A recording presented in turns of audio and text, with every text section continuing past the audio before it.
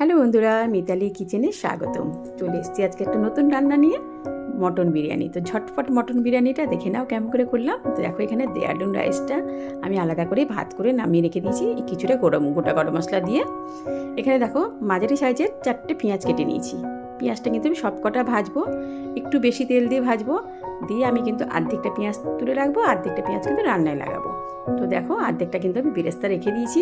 তো কিছুটা পেঁয়াজ যেটা তেলের মধ্যে রেখেছিলাম সেটার মধ্যে কিন্তু আমি দিয়ে দিলাম কিছুটা জল, তার মধ্যে দিয়ে দিলাম কিছুটা লবণ, দিয়ে দিলাম কিছুটা কাশ্মীর লঙ্কার গুঁড়ো, আর দিয়ে দিলাম আলুটা আমি অর্ধেক একটু সেদ্ধ করে রেখেছিলাম বন্ধুরা। তো আলুটাকে দিয়ে আমি কিছুক্ষণ, আলুটা এই জলে কালার হয়ে যাবে। দেখো, মটনটা আমি ধুয়ে পরিষ্কার করে রেখে দিয়েছি। এবার আলুটা তুলে নেব। আলুটা তুলে নিয়ে এবার ওই মশলা জলের মধ্যে কিন্তু আমি মটনগুলো ধুয়ে ছেড়ে দিলাম। মটনগুলো ভালো করে ছেড়ে দিলাম বন্ধুরা। মটনটাকে একটু ভালো করে নাড়াচাড়া করে নেব। আর আদা রসুন পেস্টটা ওর মধ্যে দিয়ে দিলাম। আদা রসুনের পেস্টটা দিয়ে ভালো করে একটু নাড়াচাড়া করব। মটন কিন্তু আমি আলাদাভাবে মশলায় মাখাইনি, এরমভাবেই কিন্তু এই রান্নাটা হবে। তো দিয়ে দিলাম কিছুটা টক দইটা দিয়ে নাড়াচাড়া করে নিলাম ভালো করে। এখানে দেখো, দুধের মধ্যে ভিজিয়ে রেখেছিলাম জাফরান দিয়ে আর একটু কেওড়া আর মিঠা আতর দিয়ে আমি কিন্তু এটাকে রেখে দেবো। হালকা উষ্ণ গরম দুধের মধ্যে রেখেছি বন্ধুরা। আর ওইদিকে আমার মটনটা প্রায় হয়ে আসছে।